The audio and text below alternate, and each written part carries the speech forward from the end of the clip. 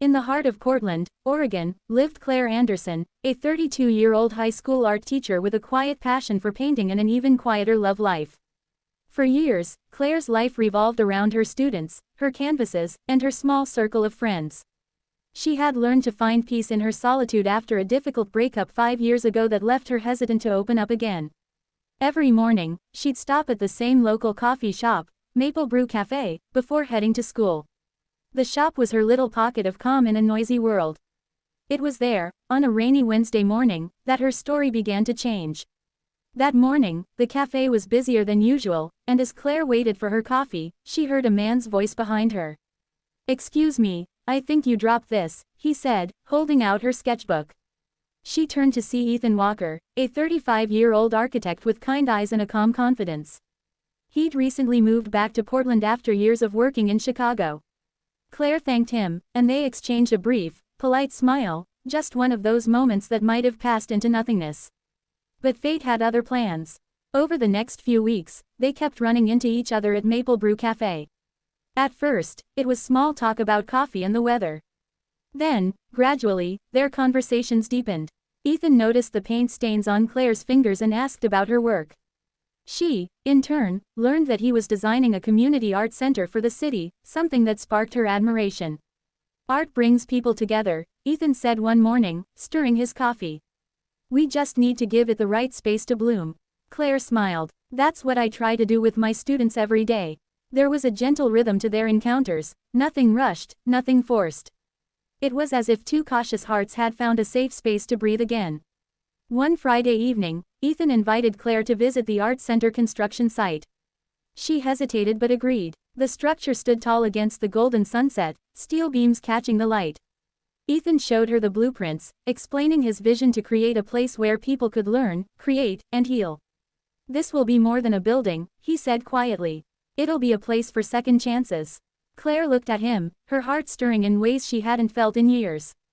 "Kind of like what this city gave us," she whispered. As weeks passed, their bond grew. They spent weekends exploring art galleries, farmers markets, and the quiet trails near Forest Park. Claire began to feel alive again, painting with new inspiration. Ethan's presence brought lightness to her world, and soon, the walls she had built began to fade. But not everything was simple. Claire's school faced budget cuts that threatened the art program she had worked so hard to sustain. She poured her frustration into her painting, staying late in the studio most nights. Ethan noticed her exhaustion and offered to help, suggesting a community fundraiser at the new art center site. Together, they planned an event called Art for Tomorrow, where students and local artists could showcase their work. Claire was hesitant about working so closely with Ethan, afraid her feelings might cloud her focus, but he was steady, patient, and supportive. When the event day arrived, the entire town seemed to show up. Paintings lined the temporary walls, live music filled the air, and laughter echoed across the courtyard. Watching her students proudly display their art filled Claire's heart with pride. But when she saw Ethan standing near the stage, helping a young artist set up a canvas, she felt something deeper: gratitude, connection, and a love that had quietly grown in the spaces between their shared dreams. That night, as the event wrapped up, the two stood under the soft glow of string lights. The rain began to drizzle, gentle and rhythmic, just like the morning they met. "You did something amazing, Claire," Ethan said. She smiled softly. "We did." He hesitated before speaking again. "I know we said we'd just keep things professional, but I can't ignore how I feel." Claire's heart raced. "Ethan," he continued, "I don't want to rush anything. But when I'm around you, it feels right. Like this was always meant to happen." She looked at him for a long moment, the raindrops glistening in her hair. "You make me believe in second chances again," she said quietly. From that moment, something unspoken began. Not a whirlwind romance, but a gentle unfolding of two people healing together.